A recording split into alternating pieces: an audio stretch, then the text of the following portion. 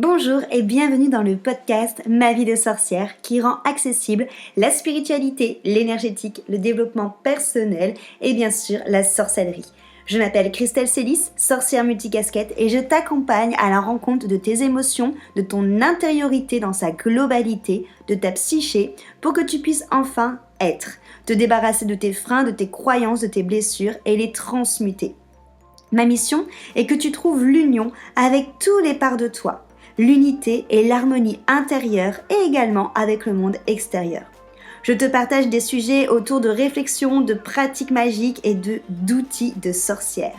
Seul ou accompagné, je mets un point d'honneur à te créer des épisodes complets, ludiques et accessibles pour que, ensemble, nous incarnions notre sorcière moderne, sauvage et sacrée. Si cet épisode peut résonner ou être utile à quelqu'un de ton entourage, tu peux le partager ou l'évaluer avec la note de ton choix. J'adore partager avec les sorcières qui écoutent le podcast, donc rejoins-moi sur Instagram ou sur mon site pour échanger ensemble.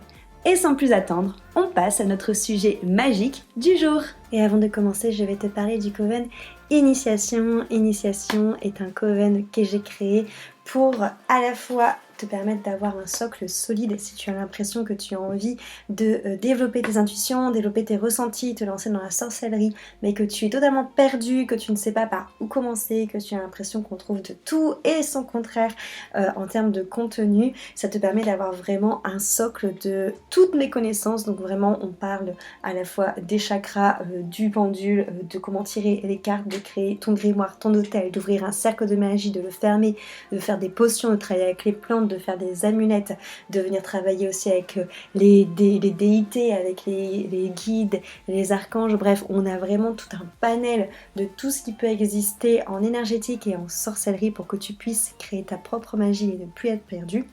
Deuxième point justement, pourquoi j'ai créé le Coven Initiation, c'est pour que tu puisses créer ta propre magie qui te ressemble, c'est-à-dire que dans Initiation, il n'y a pas de choses qui vont être trop strictes. Je suis pas du tout pour le côté hiérarchie. Mon but est vraiment que tu pratiques un maximum possible, que tu t'ouvres à plein de choses, que tu testes plein de choses pour trouver vraiment ce qui te ressemble, ce qui est toi et être la sorcière que tu as envie d'être en créant la magie qui te correspond.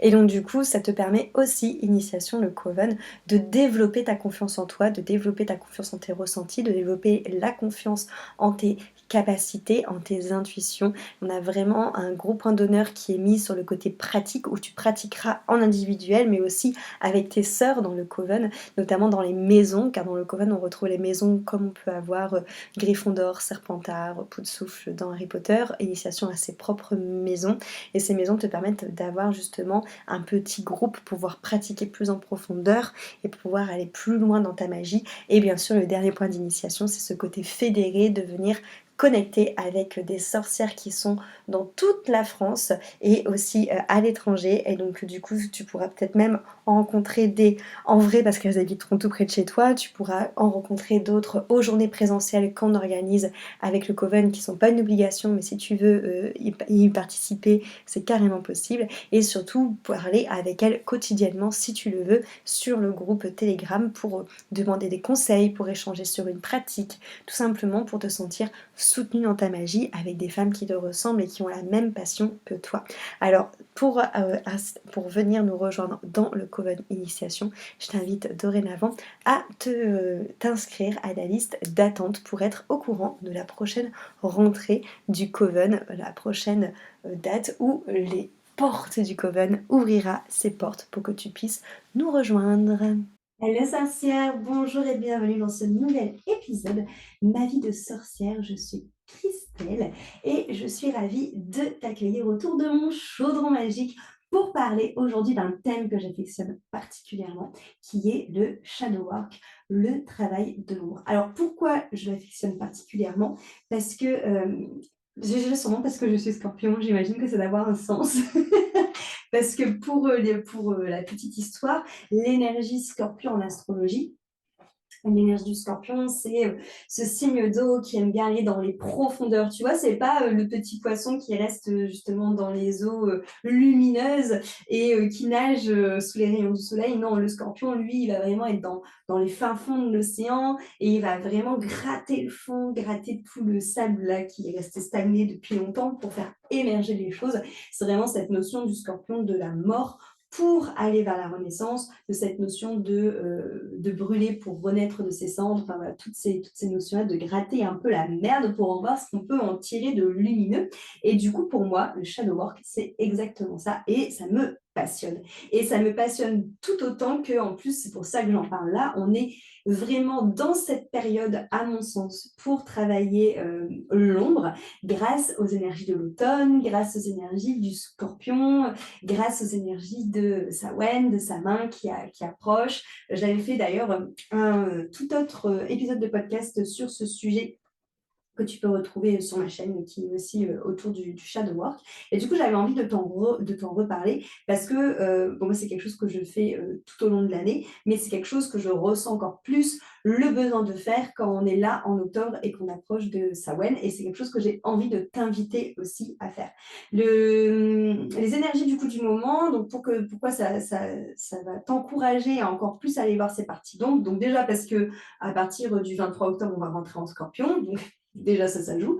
Il y a l'énergie de la balance. N'oublions pas que même si la balance est un signe très doux, c'est un signe vénusien, là où le scorpion, on est dans un signe qui est plutôt d'énergie yang, parce qu'en énergie occidentale, il est gouverné par la planète Pluton, alors qu'en astrologie jyotish, donc en astrologie indienne, on est gouverné par la planète Mars. Tu vois, donc on est vraiment sur une énergie beaucoup plus yang, beaucoup plus masculine, que la balance, énergie beaucoup plus yin, va chercher avant tout l'harmonie et va chercher l'équilibre. Mais justement, pour moi, le shadow work, c'est pas juste on va gratter la merde, on va voir ce qui en ressort. C'est avant tout équilibrer notre part lumineuse et notre part d'ombre à l'intérieur de nous. Et c'est ça pour moi qui est super important parce que tu sais que j'aime beaucoup voir ça, toutes les situations de cette manière-là. Tout est une question de prisme. Et aujourd'hui, la partie de toi que tu considères comme ombre, la partie de toi qui te fait peur, la partie de toi qui te dégoûte, la partie de toi que tu n'aimes pas, la partie de toi que tu n'as pas envie d'aller voir, en fait, dans une toute autre peut-être culture ou dans une toute autre société ou dans un tout autre monde où il y aurait d'autres codes sociaux, peut-être que cette partie que aujourd'hui tu définis comme étant Birketa, comme étant ombre, bah, peut-être qu'en fait finalement ça serait elle cette partie lumineuse. Et donc, tu vois, c'est ça qui est intéressant pour moi dans le shadow work, c'est de, en fait, tout simplement accepter toutes les parts de nous, nous accepter en entier et de voir cette lumière partout, même là où il y a de l'ombre. Et tu vois, ça c'est très scorpion, c'est ce que je te disais juste avant avec cette notion un peu Félix, de faire émerger la lumière partout, même sur des parties de nous qu'on n'aime pas. Donc, nos parties d'ombre, c'est quoi? Je te fais une brève définition, j'en parle plus dans l'autre épisode que je t'inviterai à écouter également. Là, aujourd'hui, je vais vraiment te permettre de faire un rituel de mise en lumière de tes parts d'ombre et de pouvoir le travailler plus longuement si cela te parle. Mais du coup, avant de commencer, le travail de l'ombre, ça vient de où? Ça vient de quoi? C'est quoi? Donc, le travail de l'ombre, donc le shadow work, signifie aussi le mois de l'ombre parce qu'on a une partie de nous qu'on va appeler le mois lumineux, le mois lumière, qui est tout simplement la partie de toi, ça ne veut pas dire que c'est la partie de toi la mieux, parce qu'encore une fois, c'est un jugement, c'est très subjectif, mais par contre, c'est la partie de toi que tu décides de mettre en lumière, donc c'est la partie de toi que tu décides de mettre sur le feu des projecteurs, c'est la partie de toi que tu décides de montrer. Contrairement au mois de l'ombre, qui est celui qu'on va plutôt décider de mettre au placard, qu'on va plutôt décider de mettre sur le tapis, qu'on va plutôt décider de enfouir un peu, de faire taire, parce que tu juges qu'il n'est pas acceptable et que du coup, il faut le cacher. Donc, ce terme, du coup, du shadow work, du mois de l'ombre, a été inventé par Carl Jung, du coup, au XXe siècle. Et en fait, c'est en ça que c'est très subjectif parce que généralement, ce mois de l'ombre, on va le développer grâce ou à cause de notre ego en réaction à ce qu'on va avoir peur par rapport à l'extérieur. C'est-à-dire, cette partie-là de moi, je sais qu'elle peut être jugée, j'ai peur du jugement de l'autre, j'ai peur du regard de l'autre. je la mets à l'ombre. Cette partie de moi, je sais qu'elle peut réussir, qu'elle peut attirer de grandes choses, qu'elle peut avoir beaucoup de succès, mais le succès, c'est dangereux parce qu'on attire du coup potentiellement plus de jalousie, plus de personnes qui vont parler sur soi, plus de personnes qui vont venir nous voler des choses, être en opportunisme. Donc du coup, trop dangereux, je le cache, je le mets à l'ombre. Peur de l'échec, au contraire. Peur de l'échec parce que j'ai peur du coup de ne pas être à la hauteur, d'être moquée, de décevoir peut-être les gens qui m'entourent. Donc cette partie-là de moi qui justement pourrait peut-être engendrer des choses dans la vie mais qui a peur de l'échec, je la mets dans l'ombre. Donc cette partie par exemple de moi qui pourrait faire des grandes choses. Soit par peur de réussir, soit par peur de l'échec. On est bien d'accord. Cette part de moi qui sort des cases parce qu'il est excentrique, qui est exubérante, qui a un grain de folie ou un grain de lumière en plus, du coup peut faire trop parler, peut prendre trop de place. On m'a toujours dit que c'était pas bon de prendre trop de place, qu'il fallait être bien rangé, être sage. Donc je mets aussi du coup en ombre. Et voilà, il peut y avoir plein de faces de ta personnalité que tu décides de mettre dans l'ombre par rapport en fait à ce que ton ego va te raconter comme histoire en réaction ou en adaptation plutôt aux normes sociales du coup. Donc ça peut être en adaptation aux normes sociales, ça peut être en adaptation à des peurs ou à des blessures que tu as, ça peut être en adaptation au jugement, au regard de l'autre. Voilà, ça va être aussi en rapport peut-être à toutes ces petites choses que tu as pu faire enfant qui ont été vus comme des crises ou comme des non acceptables dans le monde qui nous entoure. Donc, par exemple, le fait, un enfant, tu vois, c'est très expressif. Un enfant qui est en colère, il est vraiment en colère. Un enfant qui est triste, il va pleurer de tous les larmes de son corps. Un enfant qui veut quelque chose et qui montre sa détermination, on peut lui dire qu'il est capricieux. Tout ce qui a été vu comme crise, comme caprice, toutes ces choses-là qui ont été montrées du doigt, souvent par peur du regard de l'autre, c'est toutes ces choses-là qui vont être bâillonnées, qui vont être mis dans l'ombre, qui vont être jugées, qui vont être mis de côté. Et c'est toutes ces parties-là, en fait, de toi que tu vas clairement faire taire pour rentrer dans un moule. Et en fait, moi, ce que je trouve triste, c'est que ça nous enlève totalement une partie d'authenticité et une partie de spontanéité de qui on est réellement. Parce que ces parties-là de l'ombre, en fait, on les juge, nous, par rapport... en fait, c'est ça la question, c'est qui, en fait? Qui a mis la norme que cette partie-là d'ombre devait être l'ombre, en fait? Pourquoi ça ne serait pas la lumière? Pourquoi est-ce que tout simplement, il n'y aurait pas de jugement qui ne serait pas posé ni sur l'une ou ni sur l'autre? Pourquoi est-ce qu'en fait, c'est parti? Pourquoi, encore une fois, être dans un monde de dualité où c'est tout blanc, où c'est tout noir et où il y a et pourquoi est-ce qu'en fait la lumière ne serait pas grise et que l'ombre ne serait pas grise, tu vois? Et en fait, ce que je trouve triste dans cette notion du coup de ne pas aller voir ces ombres, c'est que c'est souvent des parties de nous qui ont énormément de potentiel, qui ont énormément aussi de choses à dire, de rêves, d'espoir, de parties de nous qui croient en énormément de choses et qui ont été reléguées au placard parce qu'elles ne rentraient pas dans une case ou parce que derrière, il y a trop de peur et trop d'histoires qu'on se raconte avec l'ego et le mental qui dit si tu fais sortir cette part d'ombre du placard, il va t'arriver des bricoles où tu vas plus être aimé, où tu vas être rejeté et tu vas mourir.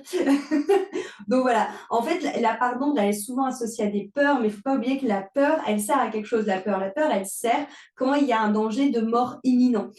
Sauf que en effet, aujourd'hui, c'est pas parce que tu vas être jugé et que tu vas mis être de côté parce que tu as fait quelque chose d'excentrique ou parce que tu rentres pas dans les cases que tu vas mourir. Il n'y a plus de bêtes sauvages dehors il n'y a plus de tyrannosaure qui peut à tout moment nous sauter à la gorge.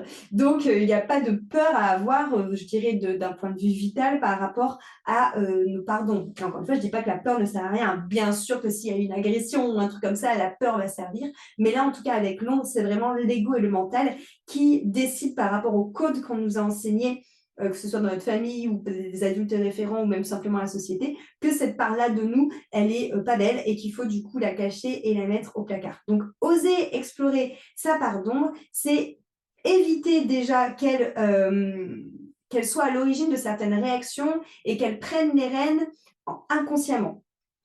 Souvent, cette part d'ombre à l'intérieur de nous qui n'est pas écoutée, qui est mise de côté, et en fait, t'imagines, c'est comme si tu avais, je sais pas, on va prendre l'exemple d'un enfant, tu as un enfant qui sort de la norme et tout plutôt que de le rassurer, de l'écouter et de lui dire mais que tu as raison de voir le monde autrement, non, tu lui mets un bonnet d'âne et tu lui dis reste dans ta chambre sous l'escalier. la fille qui est en train de regarder Harry Potter, et ne fais pas de bruit, fais comme si tu n'existais pas. Forcément que l'enfant va se sentir de plus en plus en colère à l'intérieur, va avoir de plus en plus envie de se rebeller, peut-être même de s'enfuir, et va du coup soit parfois vraiment avoir cette notion de se faire envahir par des réactions qu'on ne comprend pas, d'avoir vraiment cette notion de débordement, soit du coup va en sous-marin, en anguille, tenir les rênes en catimini derrière de des réactions que tu pourrais avoir ou de peurs que tu pourrais avoir ou de blessures que tu entretiens qui finalement n'appartient pas directement à ton âme, mais appartient à la part d'ombre, par exemple, que tu as rejetée ou humiliée de toi-même. C'est que des fois, on nourrit nous-mêmes des propres blessures. C'est-à-dire, il suffit que une part de toi, par exemple, qui est hyper excentrique, a été humiliée quand elle était enfant. Toi, tu t'es dit, OK, il faut pas que je la montre parce que ça va m'attirer des problèmes, c'est pas bien. Je la mets au placard. C'est-à-dire que double humiliation, l'humiliation extérieure et aussi l'humiliation que toi, tu lui donnes en la mettant de côté, en la punissant et en la mettant du coup dans l'ombre, tout simplement. Et donc du coup, cette partie-là de toi, elle peut en effet agir, prendre les rênes de tes réactions, du coup vraiment d'une manière inconsciente et te faire encore plus réagir d'une manière surdimensionnée sur plein de choses, tu vois, et ne pas comprendre ce qui t'arrive. Ça, c'est vraiment le shadow work, donc le travail de l'ombre, où l'idée, c'est d'aller voir cette part d'ombre, de la mettre en lumière, de parler, de la comprendre, de la rassurer et surtout, dans quel but d'arriver de plus en plus à un travail d'acceptation de soi. Le shadow work, c'est aussi vraiment lié à un travail d'amour de soi pour pouvoir justement ôter les pouvoirs, je dirais, de destruction de notre partie d'ombre lorsqu'elle réagit de manière surdimensionnée et pouvoir au contraire l'envelopper d'amour, de compréhension et de douceur en lui montrant qu'elle a sa place à l'intérieur de toi parce que, encore une fois, si elle est là, c'est qu'il n'y a pas de hasard, il n'y a pas du noir et du blanc à l'intérieur de toi. Tout est magnifique, tout a sa place, tout est gris. Il suffit juste, en fait, d'apprendre à composer avec tous ces parts de toi. Donc, comment faire du shadow work? Là, ce que je vais te proposer, c'est vraiment tout simplement un travail d'observation, des petits rituels qui vont être assez faciles à faire pour aller rentrer en contact avec cette partie cachée, avec ces parties enfouies à l'intérieur de toi pour progressivement tout simplement leur donner de la légitimité, leur permettre de prendre plus de place à l'intérieur de toi, leur tendre la main et les ramener à la lumière. Alors, quand je dis lumière, c'est aussi les ramener à la conscience. Comme je disais tout à l'heure, les parties d'ombre à l'intérieur de toi, souvent, elles agissent inconsciemment sur tes réactions, sur tes peurs, sur aussi ce qui va te freiner, en fait, sur tes croyances, que le fait de les mettre en lumière lorsque tu connais ta partie d'ombre, c'est beaucoup plus facile, en fait, de te rendre compte quand est-ce que c'est elle qui parle et de reprendre le lead et de venir calmer aussi peut-être les montées émotionnelles qu'on peut avoir parfois par rapport à ça. Et de plutôt de chercher à faire taire la bête, à calmer l'ombre, à être en bagarre avec elle, plutôt chercher à rassurer, à unifier, à harmoniser et en fait comprendre que c'est pas une guerre entre l'ombre et la lumière, c'est juste une harmonisation, d'où la balance qui arrive et qui est géniale pour ce thème aussi, qui va nous aider en complément du scorpion, à du coup aussi bien aller voir cette ombre, mais à harmoniser cette ombre et sa lumière et à arrêter que ça soit en fight.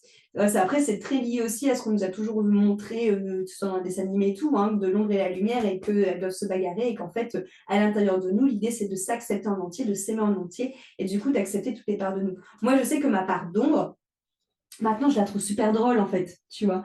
Quand je l'identifie, quand je vois qu'elle est en train de parler, ça me fait rire. Et c'est pas pour autant que je la décrédibilise et que je ressens pas les choses. Quand ma part d'ombre, elle est en colère, elle est en colère. Quand ma part d'ombre, elle a envie d'être séductrice pour arriver à ses fins, c'est ok, tu vois. C'est juste qu'en fait, maintenant, je prends du recul et ça me fait rire plutôt que d'être en jugement ou plutôt que de me dire, chut, tais-toi. Tu vois, donc il y a vraiment cette prise de conscience à faire par rapport à ça. Et donc, comment faire pour justement réussir à observer sa part d'ombre et réussir à la connaître? Déjà, c'est tout simplement en observant tes réactions, en prenant le temps d'observer tes réactions, en réussissant à peut-être identifier les points sensibles, les points trigger, tu vois, ce qui va venir te titiller, ce qui va venir te citronner, ce qui va être sensible pour toi au quotidien, d'aller identifier du coup tout ça, tous ces petits trucs, tous ces pics que tu vas pouvoir avoir, que ce soit dans des situations ou avec certaines personnes ou aller voir quels sont les émotions, ou même les pensées, ou même pourquoi pas les réactions physiques que certaines choses vont te procurer. Du coup, vraiment être dans l'observation de soi et je dirais même observer aussi les jugements que tu as par rapport à toi, à toi par rapport à tout ça. Typiquement, si tu ressens par exemple de la jalousie envers quelqu'un, bah, prendre le temps de l'observer, pourquoi pas de le noter. Tu pourrais avoir, ça serait hyper bien que là pour le mois d'octobre, donc pour jusqu'à Samhain et même après, que tu aies un petit livre d'observation de l'ombre, de tes ombres, et du coup de prendre vraiment le temps de venir noter. Ok, face à cette personne, j'ai ressenti telle émotion, j'ai ressenti telle chose dans mon corps.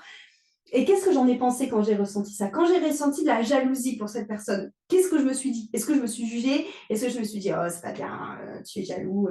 Quand j'ai ressenti de la rancœur envers une personne, est-ce que je me suis dit quelque chose? Quand j'ai ressenti de la honte dans cette situation, est-ce que je me suis dit, oh, puis tu devrais t'assumer, c'est pas bien, ou alors, ouais, t'as raison d'être honteuse. Peu importe, en fait, ça reste un jugement. Encore une fois, les jugements, qu'ils soient positifs ou négatifs, restent un jugement. Et du coup, ça veut dire que tu portes une valeur sur ce que tu as fait. Mais encore une fois, par rapport à quoi? En fait, qui a décidé que telle ou telle chose, telle ou telle partie de toi serait d'un jugement positif ou d'un jugement négatif? En fait, le travail de l'ombre, c'est juste arrêter de poser un jugement, qu'il soit positif ou négatif, et juste d'observer ce que tu es. Et donc, c'est ça, c'est juste noter sur un journal, dans un premier temps, face à telle personne, qu'est-ce que j'ai ressenti? Face à telle situation, qu'est-ce que j'ai ressenti?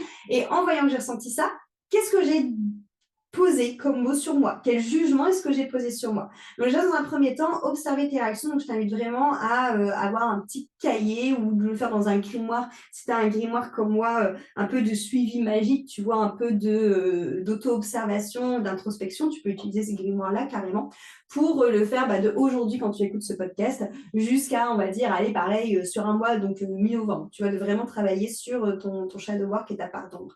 Ensuite, je t'invite vraiment à identifier les schémas, c'est-à-dire sur tout ce que tu auras observé, sur tout ce que tu auras noté, observer les schémas. Ok, c'est face à telle situation répétitive que je ressens quoi? C'est face à telle personne répétitive que je ressens quoi? Est-ce que, par exemple, si on prend l'exemple, je sais pas moi, de la rancœur ou de la jalousie, peu importe, est-ce que c'est quelque chose que je ressens constamment tous les jours envers tous les gens qui m'entourent? Est-ce que c'est quelque chose qui est vraiment présent continuellement dans ma vie? Est-ce que c'est ponctuel? Si c'est ponctuel, à quel moment? Donc, dans quel schéma est-ce que ça apparaît? Est-ce que ça cache une peur qu'il y a derrière? Par exemple, typiquement, la jalousie, ça peut être la peur que si, je sais pas moi, jalouse que l'autre a quelque chose parce que j'ai peur qu'il n'y en ait pas pour moi, par exemple, qu'il n'y en ait pas assez. Donc, est-ce que c'est pas une peur du manque qui a finalement derrière ça, tu vois? Voilà, allez voir en fait ce qui se trouve derrière ce que tu as observé. Allez voir quels sont les schémas, quels sont finalement les peurs, parce que tu vois, finalement, si, on va rester sur la jalousie. Si tu as, pardon, du coup, c'est la jalousie. Tu te dis, ok, cette partie-là de moi, c'est vraiment pas beau d'être jaloux, je la mets dans le placard, bouh, caca, elle est pas belle. Que tu observes, que la jalousie, tu le ressens avec une personne en particulier ou dans une situation particulière ou peu importe, tu vois, donc tu l'observes, tu l'écris et que tu te poses en regardant cette jalousie sur ton carnet que tu as écrit, que tu te dis, ok, clairement, j'observe que ma part d'ombre, du coup, qui est celle que moi j'ai décidé de mettre au placard parce que je n'aime pas, donc cette part de moi qui est jalouse, en fait, elle intervient parce que elle a peur de manquer, elle a peur que si l'autre est ça, elle se dit qu'il n'y en aura pas pour elle. Donc du coup, est-ce que ça sert vraiment à quelque chose que cette part de toi qui est là, toute vulnérable, qui a peur de ne pas avoir assez, qui a peur de manquer, de l'engueuler et de la mettre dans l'ombre et de la mettre au placard en lui disant dégage, sale jalouse. Est-ce que ça serait pas beaucoup plus constructif pour toi-même que tu ailles voir cette part-là de toi et que tu la prennes dans tes bras et qu'en fait tu la rassures par rapport à la peur de manquer et que tout simplement tu lui dises mais en fait non, n'aie pas peur de manquer, crois en l'abondance de la vie, crois en toi, tu vois.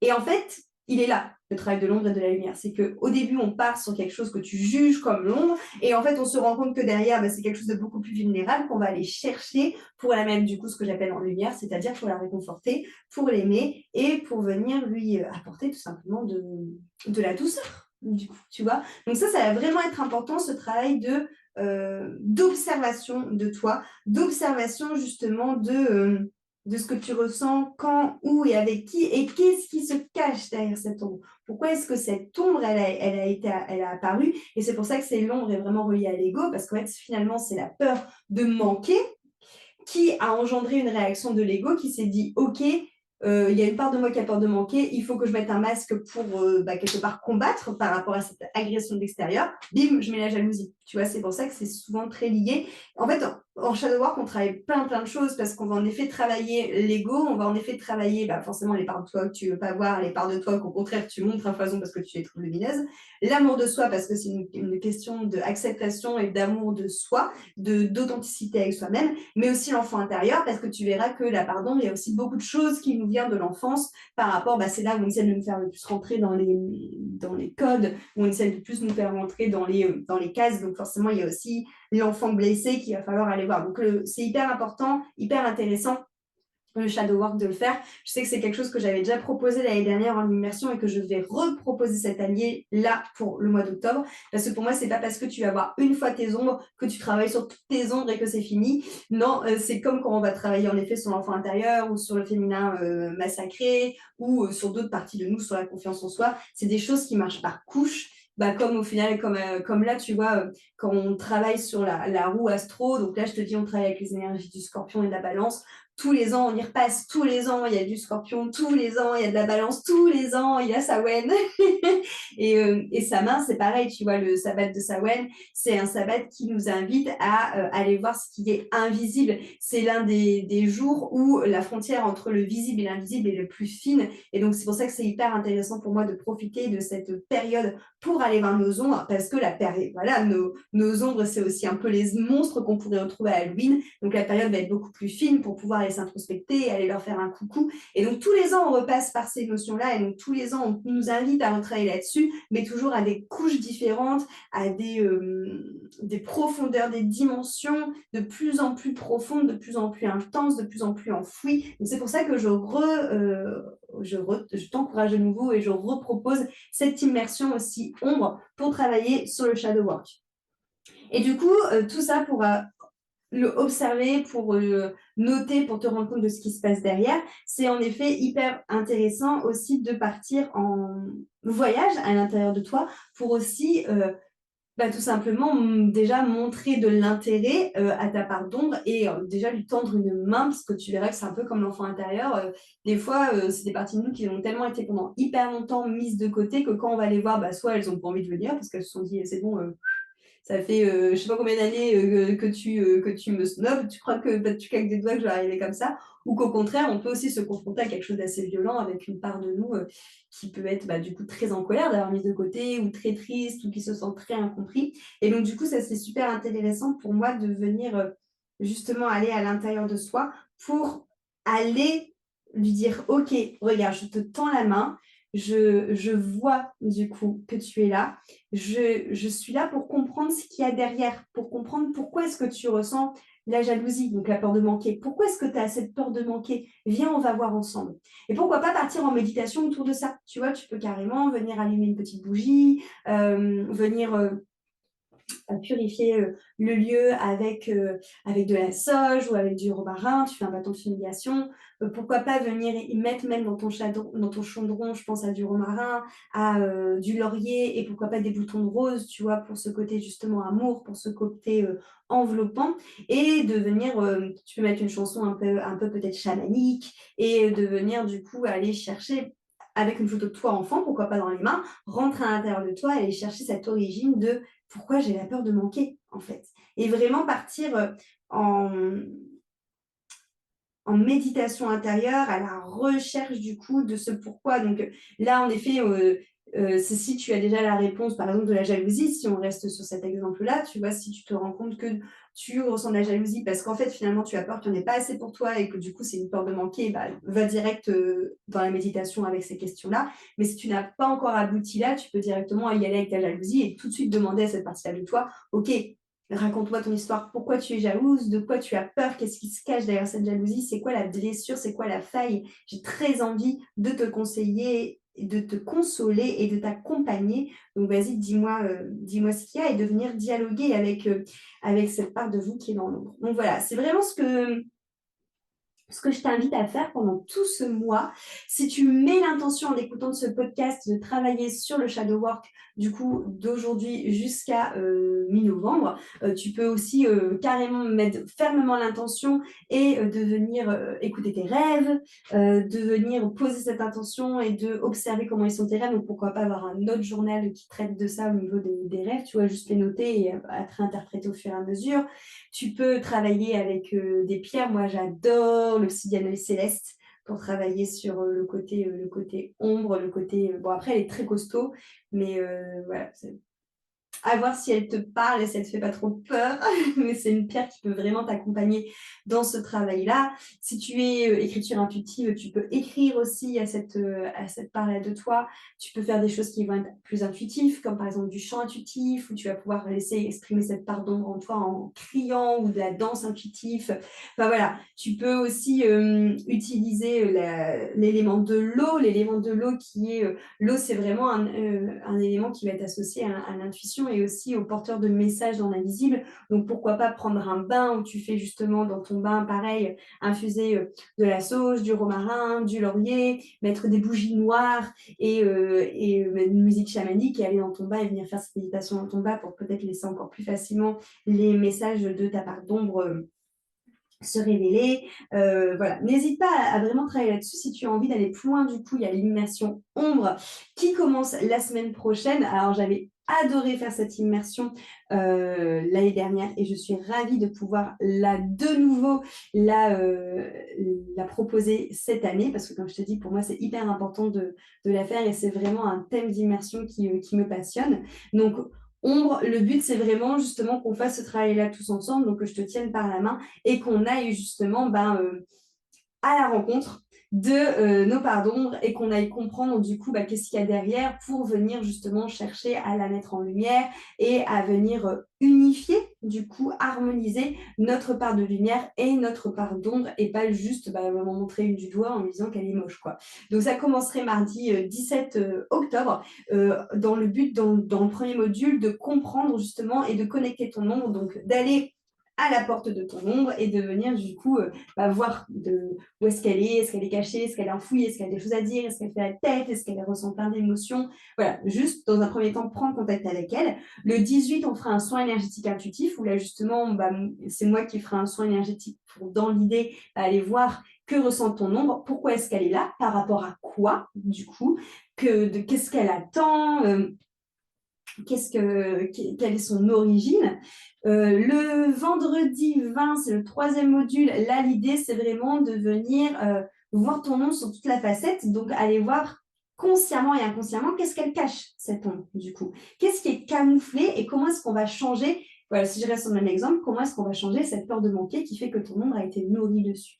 Et le mercredi 25, la réunion entre, du coup, l'ombre et la lumière, l'harmonisation, le fait qu'il n'y a pas de bien ou de mal et qu'en fait, tout simplement, on est soi, on va chercher à être authentique, à accueillir toutes les parts de nous et à les aimer. C'est vraiment un chemin qu'on va faire ensemble. Moi, j'adore ça. Il y a énormément d'exercices qui sont dans cette immersion entre chaque module. C'est pour ça qu'il y a de l'espace entre chaque module pour que tu puisses connecter à l'aide d'outils que je vais te donner vraiment ton ombre et que tu puisses créer une réelle relation avec elle par rapport à différents biais pour que tu puisses la reconnaître, pour que tu puisses l'apaiser, lui donner de l'amour. Donc, il y a les modules ensemble et il y a aussi tout le travail que tu feras à côté. C'est quelque chose que tu peux faire en replay ou en live. Dans tous les cas, ça ne change absolument pas la qualité de l'immersion. Et j'ai très hâte de te retrouver pour cette immersion-là parce que parce que j'adore le shadow work et parce que voilà, on a le scorpion, la balance qui sont là, Samhain qui va nous pousser là-dedans.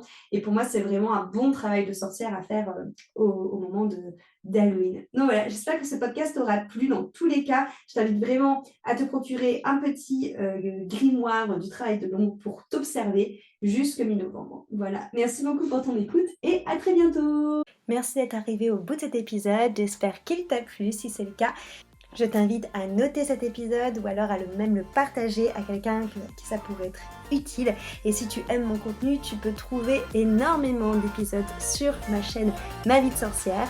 tu peux retrouver plus de 150 épisodes. Pour ne louper aucun prochain épisode, il te suffit aussi de t'abonner à cette chaîne de podcast sur l'application d'écoute que tu es en train d'utiliser là maintenant. Merci beaucoup pour ton soutien. Encore une fois, n'hésite pas à partager, commenter et noter cet épisode de la note de ton choix. Et à la semaine prochaine pour un nouvel épisode.